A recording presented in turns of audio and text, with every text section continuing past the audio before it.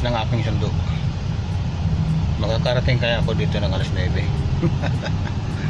Palagay ko hindi. Ang oras ngayon is ano na, 8:15. Sa second batch pa lang to.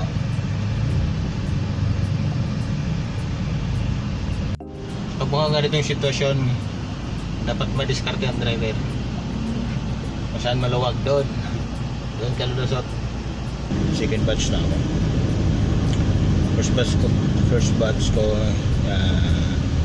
Manila area.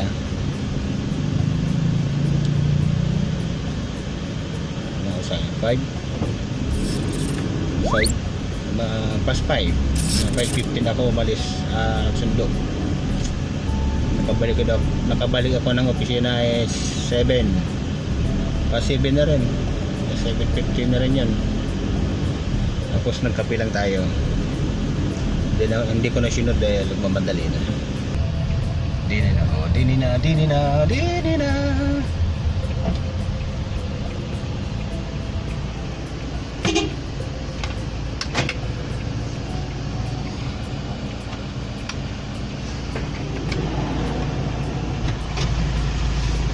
Ano na? Ginagawa mo. Traffic ko. Nag-aarantay. Pagkita natin ang traffic dito. Kasi wala yun. Paggabi lang. Pauwi.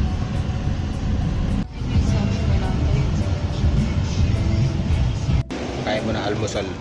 Alas 10 na. Nag-inom tayo ng ano, mapalakas vitamins para hindi tayo bumigay. Inom muna ako ng gamot. Vitamins. Yeah.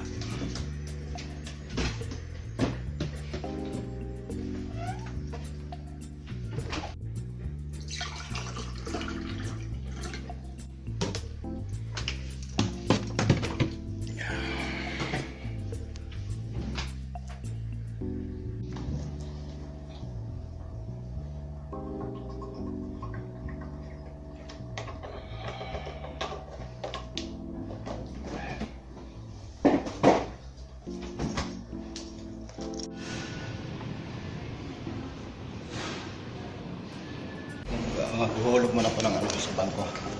Papadala ko sa pamilya ko.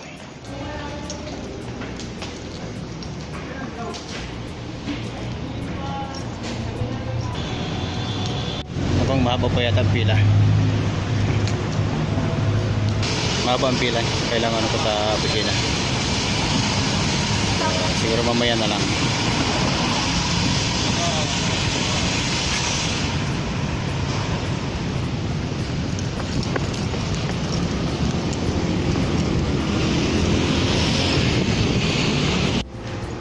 Magdala na lang siguro ako ng sasakyan para mabilis.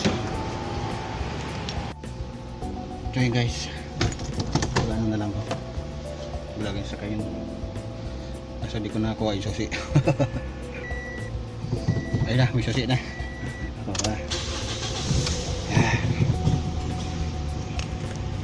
Punta ko ng video. May snackan pa. Marami nag-i-sponsor din sa akin sa pagkain.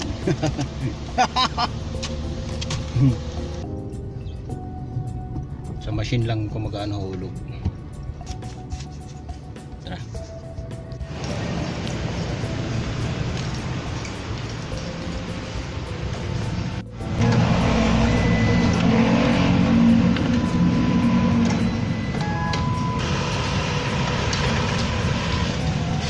Guys, marami ng clamp dito oh.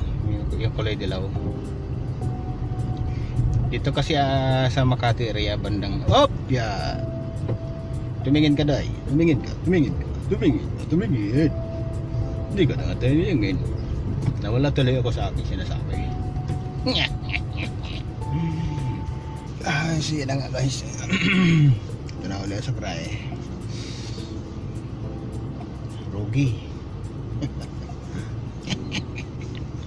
Unang araw pa lang, half day pa lang, rugi na. Pagpahinga pa siguro mamaya na. Mamaya na ako papahinga. Tanghalian. Kain muna tanghalian. Dalawang batch yung ihatid ko ngayon. Kabababa lang ng first batch. Pagdating ko ng opisina namin isa pa. Tagi. Ngayon, hinatid ko ngayon sa sa Manila, Manila area. Ang kaso, alas 6 ang usapan. Makakarating kaya ako alas 6 ito, ganito ang traffic na rin. Dapat alas 6 nakabalik na ako. Makakabalik ba ako ng alas 6 niyan? Oras. Dito na uli ako para sa pangalawang biyahe.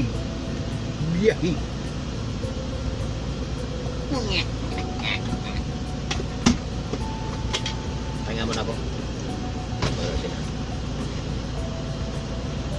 Ayan na mga kapatid, kapag nagdadrive ka ng gabi, dapat yung kahit sa araw, gabi man o araw, isa lang palatandaan mo dyan para safety ka. Safe. Manatili ka lang sa loob ng box ng guhit. Huwag kang lalagpas ng guhit.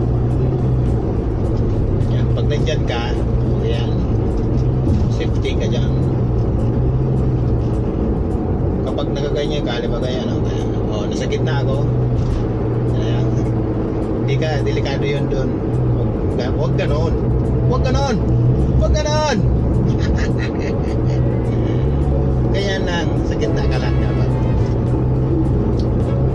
Okay, kahit madilim.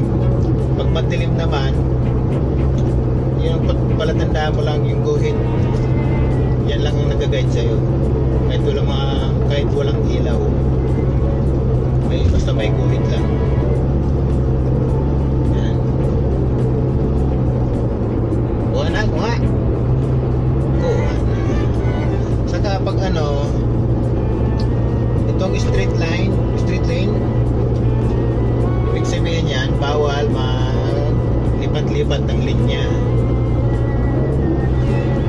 Lalo na yung may kulay dilaw. Strictly yung strict. Magkatulad dito, tinan mo, bandang right side, kanan. May yellow din siya. So, restricted yan. Strict.